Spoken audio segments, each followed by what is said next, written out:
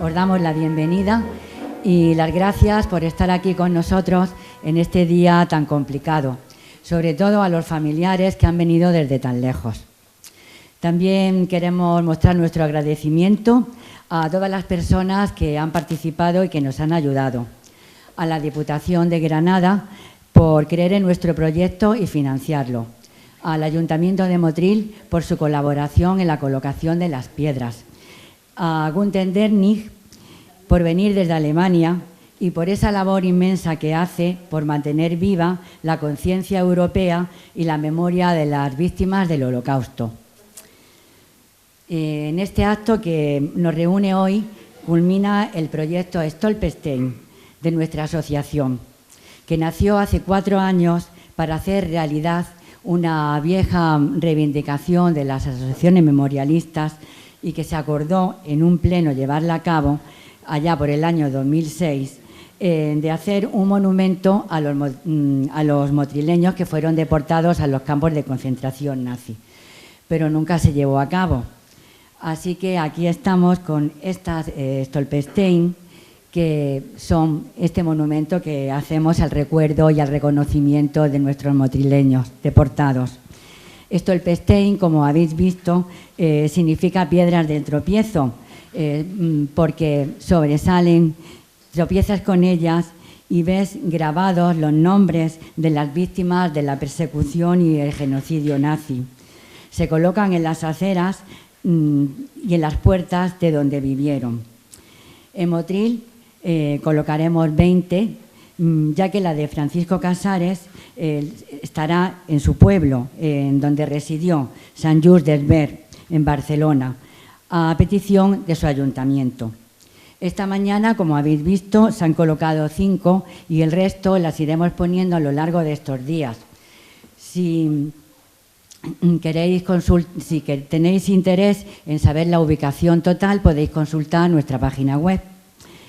Estas piedras de la memoria han sido creadas por el artista Günther Dernig, que nació en Berlín, y forman parte de un proyecto que comenzó en 1992, ha ido creciendo hasta convertirse en un fenómeno internacional.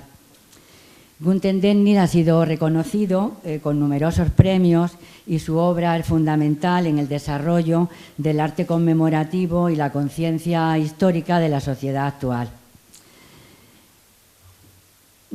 Estas pequeñas piedras, que a partir de ahora van a formar parte del paisaje urbano de Motril, nos interpelan, nos hacen pensar sobre qué causas pudieron llevar a hombres y mujeres que vivieron en nuestro barrio y pisaron estas aceras a acabar sufriendo el horror del programa del asesinato del fascismo.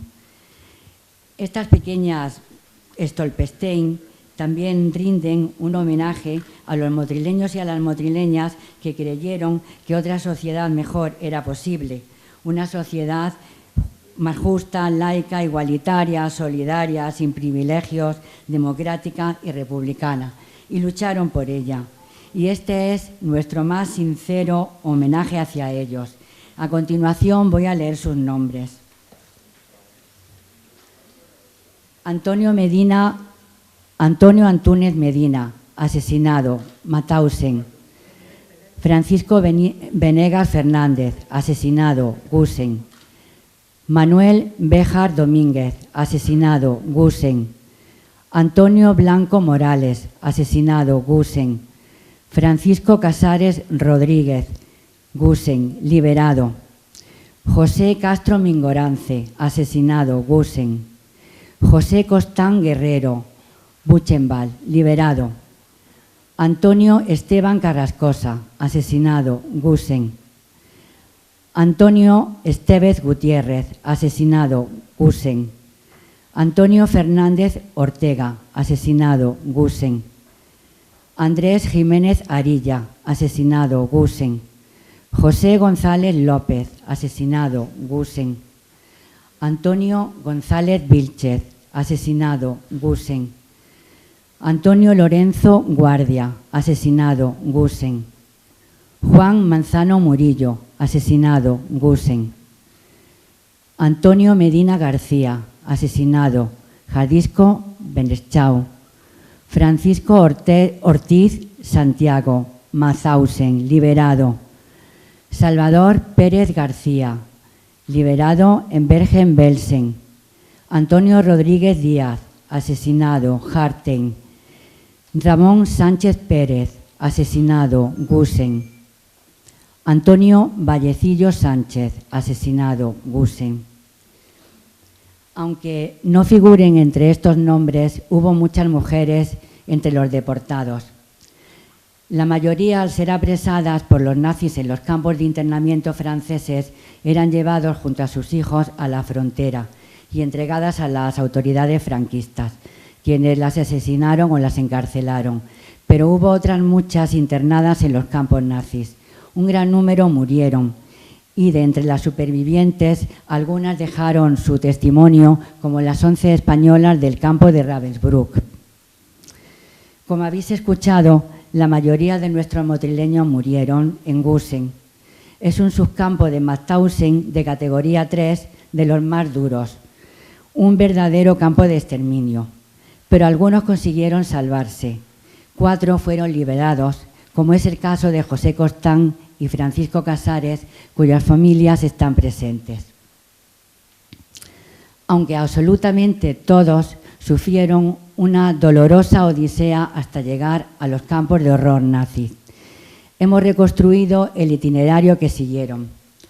Después de salir de Motril en la desbandada en 1937, llegaron a Almería y atravesaron España de frente a frente, a medida que avanzaban las tropas fascistas, dejando detrás sus pertenencias y sus seres queridos. Cuando triunfa definitivamente el golpe de Estado, atraviesan la frontera, pero al llegar a Francia no encuentran la libertad y la acogida de un pueblo hermano, sino son recluidos en campos de internamiento en condiciones espantosas, sin alimentos, sin medicina, sin higiene, ropa ni cobijo, donde muchos murieron. Y los supervivientes no les quedó otra que salir a trabajar fuera en semiesclavitud a las compañías de trabajadores extranjeros o alistarse en la Legión Francesa o enrolarse en la Resistencia. Pero al ser apresados por los alemanes que invadían Francia, eran recluidos en los Stalag, cárceles militares para prisioneros de guerra, más aceptables. Aunque su suerte no duró mucho. En 1940, Serrano Suñer se entrevista con Goering en Berlín, transmitiendo que los republicanos no tienen una condición de nacionalidad española e imposibilitando su repatriación. A partir de entonces, son enviados sistemáticamente a Mauthausen como apátridas en condiciones infrahumanas, como nos describirá dentro de unos momentos Francisco Casares en un audio.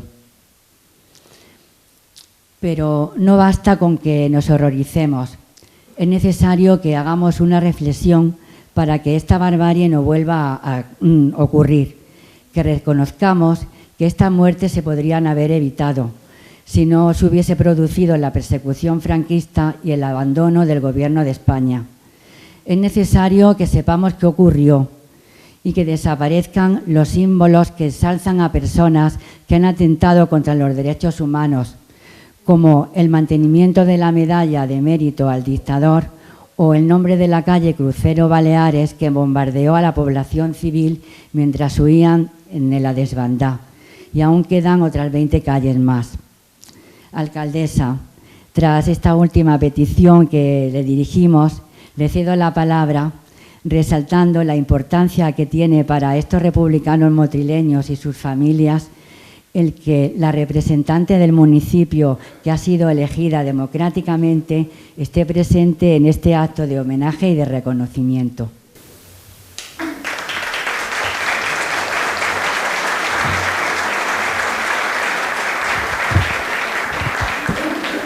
Bueno, muchas gracias. En primer lugar, dar las gracias a la asociación por habernos invitado a estar hoy aquí presentes para saludar simplemente a las familias. Como bien ha dicho, en el año 2006 se aprobó por el Pleno Municipal, yo creo que casi que por unanimidad, creo recordar, por unanimidad de todos los partidos políticos, era hacer un monumento en recuerdo a los motileños asesinados en ese campo de exterminio nazi como fue Mauthausen. Hace unos meses, creo recordar, a través de los concejales, de los representantes de los concejales de Izquierda Unida, ECUO, se planteó, igual que está el monumento a Norman Bethune, en un tramo de la Ronda Sur que se llama Avenida Norman Bethune, se planteó también en la continuación de la Ronda Sur, que ya se ha inaugurado, o en la parte que está en construcción, en uno de los miradores poner también el monumento que se había, por lo tanto, cumplir con ese acuerdo de pleno del año 2006.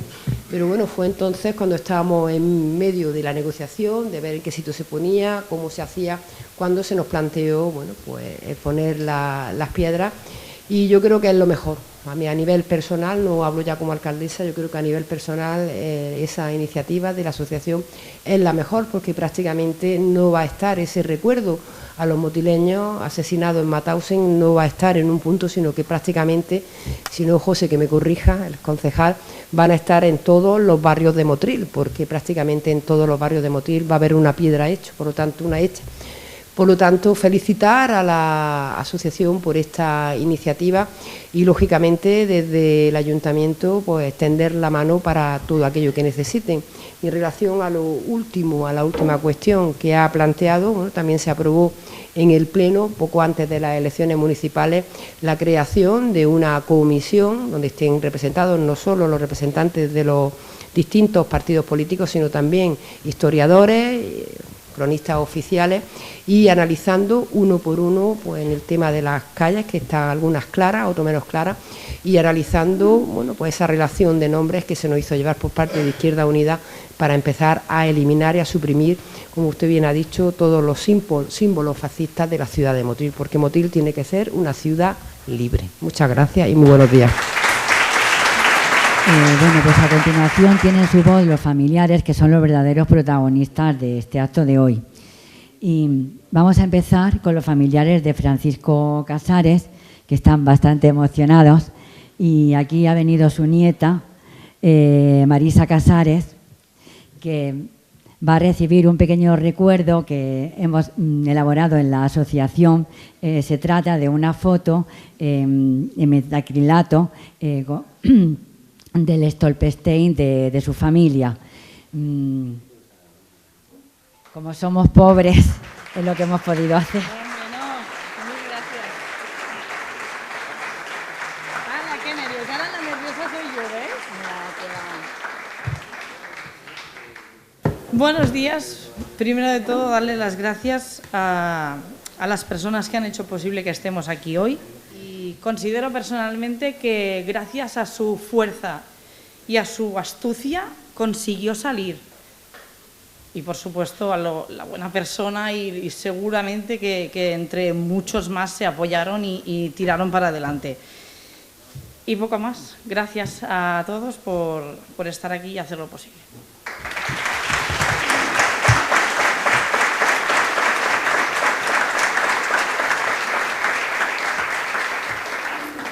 Ahora tiene la palabra Diana, que es la nieta sobrina de José Costán.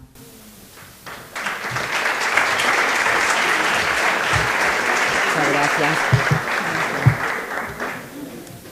Bueno, como ella ha dicho, José Costán Guerrero fue mi tío abuelo. Él fue encarcelado en el campo de exterminio de Buchenwald en 1944. Fue uno de los motrileños que logró sobrevivir. De aquella barbarie, de aquella sin razón. Lo liberaron en 1945. Tenía 55 años y solo pesaba 40 kilos. Como otros republicanos españoles, nunca pudo regresar a España. Su país le condenó al olvido y al exilio. Murió en Argentina en 1963. Desde su muerte han pasado casi 60 años para que hoy podamos rendirle este homenaje. A él y a los motrileños que sufrieron y murieron en los campos de exterminio nazis. Merecen nuestro reconocimiento por haber defendido con su vida la idea de tener una sociedad más justa para todos, sin discriminación por su nacimiento, raza, sexo, religión u opinión. Confiemos que su sacrificio no haya sido en balde. En nombre de mi familia, tanto de los presentes como de los ausentes, quiero agradecer a la colaboración del Ayuntamiento de Motril, a Günther Demnig por haber creado esta obra, que nunca olvidemos lo que pasó, a la Asociación 14 de Abril por haber hecho posible que este reconocimiento se lleve a cabo, y a mi amigo Fernando Alcalde, que siempre me ha ayudado en todo. Gracias.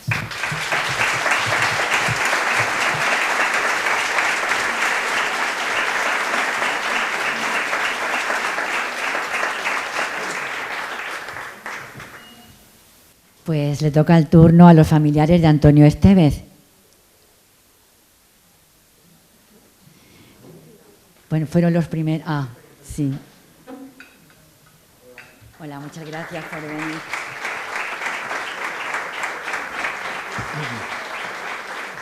Muchas gracias a todos por estar aquí en este homenaje. Y bueno, de las cosas generales ya se ha dicho todo. Yo de mi tío era tío mío, hermano de mi padre, pero vamos, ni idea de conocerlo. Murió 24 años antes de nacer yo, a la edad de 24 años. Entonces, lo único que quiero hacer un recuerdo es a sus padres y a sus hermanos, que son los únicos que de verdad lo podían conocer, los demás nadie. Su padre, Juan Estevez Cabrera, su madre, Isabel Gutiérrez Ruiño, mi abuelo.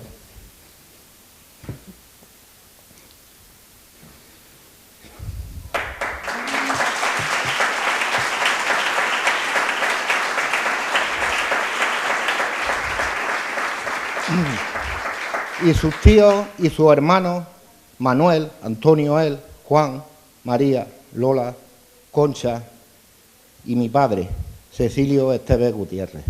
Muchas gracias a la Asociación 14 de Abril y a todos ustedes.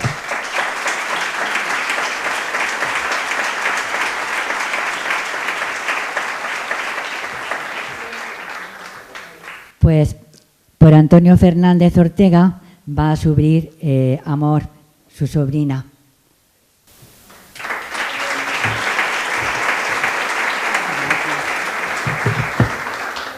Buenos días, yo represento a la familia de Antonio Fernández Ortega y queremos agradecer a la Asociación 14 de Abril y a su presidente, don José Antonio Castillo, la labor tan encomiable que llevan a cabo. Al señor Günther Demnig por su contribución a perpetuar el recuerdo de nuestros familiares víctimas del fascismo, mediante la creación de estas Stolpersteine, piedras de la memoria, y por haber tenido la gentileza de desplazarse hasta Motril hoy para su colocación. Y en particular a Fernando Alcalde por su cercanía y por facilitarnos tanta información de la que no disponíamos sobre la vida de nuestro tío desde que salió de su pueblo. Muchas gracias. Gracias.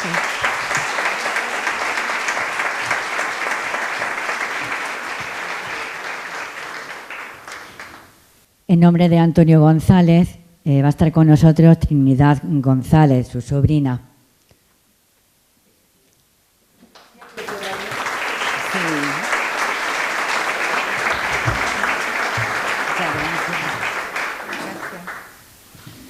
Buenas tardes. Yo no tengo que añadir mucho más, agradecer a todos los que han dicho los demás, la asociación histórica, y sobre todo quiero hacer yo un reconocimiento muy especial a la familia Casares, porque su tío, no es tu tío, tu abuelo, cuando vino a Motril, que vino, estábamos nosotros nos hemos criado a espaldas de la casa de tu abuela. Entonces vino de noche, como se hacían las cosas antes, pegaron en la puerta y mi padre lo estaba esperando. Pues le tengo que agradecer muchísimo, que mi abuela tuvo mucho agradecimiento porque se le contó cómo murió mi tío, que fue en sus brazos, y mi abuela se reconfortó mucho, ¿sabes? Y eso no se me olvida a mí, porque mi abuela a partir de ahí teníamos siempre la foto de mi tío en el comedor, y todos hemos vivido con una dualidad, por la parte de madre y parte de padre. Pero que eso le sirvió a mi abuela muchísimo. Entonces yo se lo quiero agradecer personalmente en nuestro nombre a ti. Y ya está, yo no tengo más que agradecer, nada más que a todos los presentes, porque gracias a ustedes es que he hecho una nutilla desayunando. Oiga, mira que estoy temblando. Que todos los aquí presentes, por la libertad y por la democracia frente a tanta barbarie, y ese legado nos lo transmitió mi padre, que era su hermano, y mi abuela, la madre, a todos los hermanos, de una forma más o menos sutil, pero todos hemos ido viviendo que hay que luchar contra esa barbarie que nos llevó a ese desastre tan terrible y entonces siempre estuvo presente en nuestras vidas, a través de su madre y nuestra abuela, gracias al señor Gunter y al ayuntamiento, porque perdura su recuerdo a través de este reconocimiento. Cuando mi abuela se murió, nosotros siempre teníamos a mi tío en el comedor, siempre una foto muy antigua, pues decidimos que se metiera con su madre. Y los papeles, de los papeles esos de Alemania, bueno, que nosotros hemos estado siempre presentes con mi tío, ¿vale? Que muchísimas gracias a la asociación, que nos vamos a apuntar porque no la conocíamos y ya está.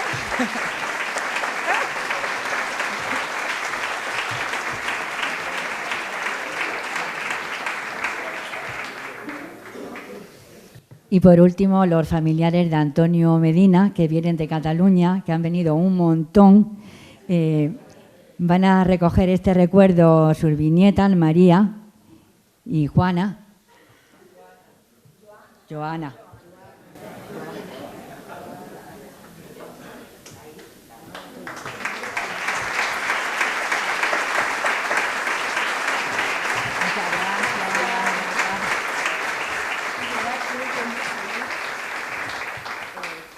Sí.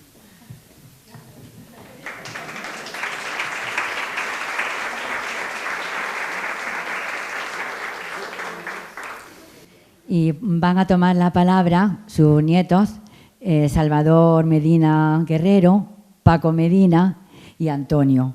Así que vais subiendo conforme vayáis terminando.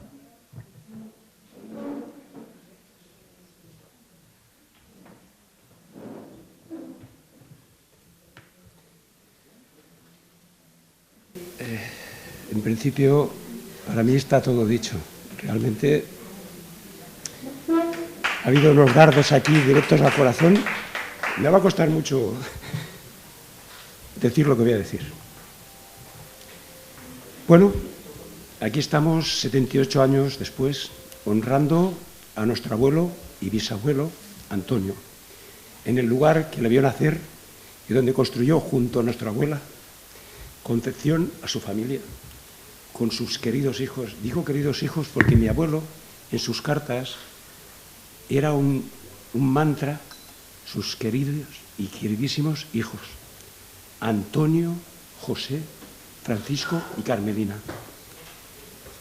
El tesón, el compromiso y el deseo de reseñar una herida abierta y sangrante, heredada de nuestros padres, nos trajeron detalles de su vida. Pinceladas impresionistas que vistas de cerca no parecen tener conexión y que con la adecuada perspectiva nos permiten adivinar unas sombras, un contorno, una aproximación al feroz sufrimiento de los que, estando del lado de la razón, la legitimidad, la justicia, la legalidad, fueron derrotados, luego perseguidos y en tantas ocasiones aniquilados por la alianza del fascismo español y europeo de aquella malsana y opresiva época. Heridas. Los que quieren sepultar la verdad, los que quieren vencer eternamente, sin convencer jamás y eternamente, ellos y sus herederos quieren que no abramos heridas viejas, dicen. ¿Cómo no abrir lo que nunca se cerró? Una herida abierta necesita cuidados y aire para cicatrizar. Una herida en el fondo de tu ser, que te ha marcado profundamente, que es parte esencial de tu biografía, que se manifiesta cuando hablas, cuando respiras, cuando sueñas y amas. Esa herida, convertida en estigma, no se puede separar de lo que somos, porque el dolor sin sanación nos convierte en heridas vivientes. Somos heridas vivientes los que hemos tenido relación con esta barbaridad. Nuestro dolor debe ser la pala que remueva la tierra y saque a los muertos para ponerles a cada uno su nombre, testimoniar que existieron y fueron amados y que aún están presentes. Desgraciadamente, vuelven a sonar viejas y ponzoñosas voces en nuestro país y en todo el mundo. Son las voces del odio, el resentimiento y la mezquindad, que nunca deben regir nuestras vidas. Las 21 personas que recordamos hoy aquí pagaron su generosidad con sus vidas. Siempre les impulsó un sentimiento, en mayúsculas, y ya lo han dicho hace un ratito: conseguir un mundo mejor para todos y para todas. Finalmente, queremos dar las gracias a todas las personas que desinteresadamente, impulsadas por un deber cívico elemental, han dedicado su tiempo y energías para llegar hasta aquí. Gracias a las personas que descubrieron una maravillosa historia y el lugar donde se encuentra nuestro abuelo, rodeado de miles de víctimas del nazismo. Gracias a nuestras familias, transmisoras de la memoria, y pena por nuestros padres, nuestras madres, que no pudieron llegar hasta aquí a tiempo. Gracias a la gente de la Asociación 14 de Abril. Muchas, miles de gracias, comprometidos e incansables arietes contra la desmemoria. Por favor, Fernando, continuar así. Y gracias a la vida extraña, azarosa, oscura, deslumbrante. Hoy es un día deslumbrante. Muchas gracias.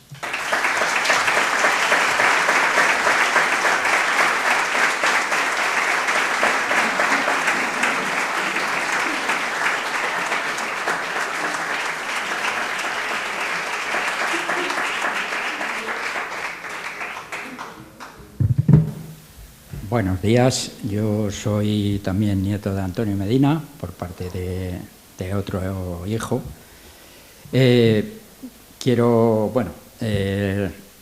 agradecer a todo el mundo vuestra presencia y quisiera reconocerle a mi padre su ilusión que siempre tuvo, una persona que no recuerda a su padre y en la que su vida fue siempre desde ese punto de vista.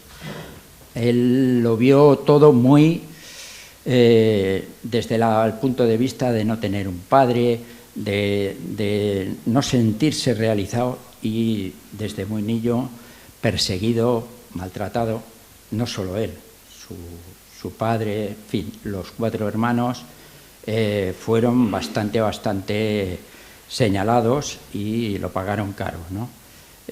Acabaron con sus personalidades, con sus formas de ser civilizados, y la verdad es que sufrieron mucho. Como suele ser lo que vives, ellos pues ofrecieron lo que vivieron, y la verdad es que yo no le guardo rencor a ninguno, pero sí que no pudieron llegar a estar a la altura que hubieras querido, ¿no?, de un padre, pero lo que hace la barbarie se representa en las personas que lo padecen, es decir, después ofrecen lo mismo. Por eso los deportados, los supervivientes, cuando venían de los campos, todas las noches se iban a dormir, pero no a su cama, se iban a dormir al campo. Todos vivían de noche esos momentos que hemos visto en estas imágenes terribles, en las que ver cómo se moría uno al lado tuyo era como el que tira una colilla, ¿no? Es decir, te insensibilizaban de una manera tan enorme, y algo parecido, pues nuestros padres lo padecieron y tuvieron que sufrir ese ataque, ¿no?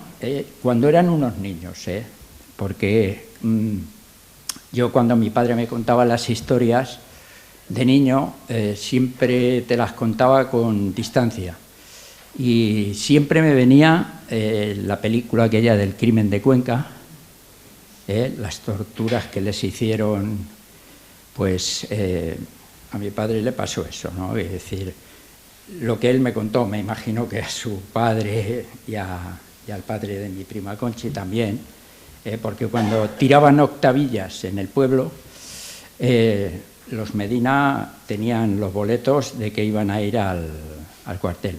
Y estamos hablando con niños de 10, 12 años, quiere decir que eso te tiene que marcar.